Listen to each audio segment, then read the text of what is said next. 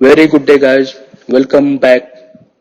So, I am your host, Dr. Sachin Yadav. So, in this series of cervical vertebra, we are going to learn about the seven cervical vertebra in the last. So, I hope you are doing very well wherever you are at present. So, guys, so we will start the seven cervical vertebra without wasting time anymore. Thank you very much to be with me. Okay, so the seven cervical vertebra. This is also known as the vertebra prominence because it is having the long spinous process as compared to other cervical vertebrae. The tip of this you can felt through the skin at the lower end of the nuchal furrow. Fine, that is the ligamentum nuchae. The posterior border on the skin is forming the furrow known as nuchal furrow, and its spine is very thick, long, and nearly horizontal, and it is not biped as compared to other ones. And it does not, but it ending into the tubercle, the thick tubercle at the posterior end. And the transverse processes are comparatively large in size, and the posterior root you can see here, it is larger than the anterior root.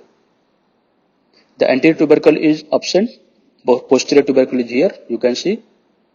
Now the foramen transversorum, again, the main peculiarities of all the cervical vertebrae, it is relatively small and sometimes double or maybe entirely absent also. But most important thing is that as compared to other cervical vertebra, this seven cervical vertebra is not transmitting the vertebral artery, transmitting the vertebral vein,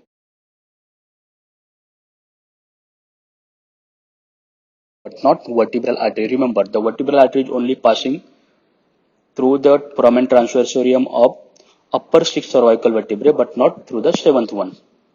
Okay, guys. So these are the main features which is separating the seven cervical vertebrae from other vertebrae. Now we'll see directly the attachment. So you can see the tip of the spine here, which is providing attachment to the ligamentum nuchae, the lower end of the ligamentum nuchae, the trapezius muscle, the rhomboides minor muscle, serratus posterior superior, splenius capitis, semispinalis thoracis, spinalis cervicis, interspinalis, and the multifidus. So these are the muscles attached to the tip of the spine, that is posterior tubercle, that is tubercle of the spine of the seven cervical vertebra.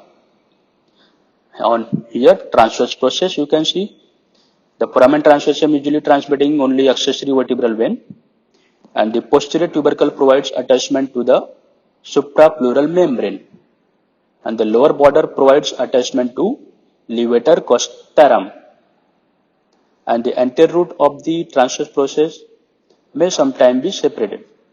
So it then forms then cervical rib of the variable size. Cervical rib, very important from the applied aspect of the cervical vertebra.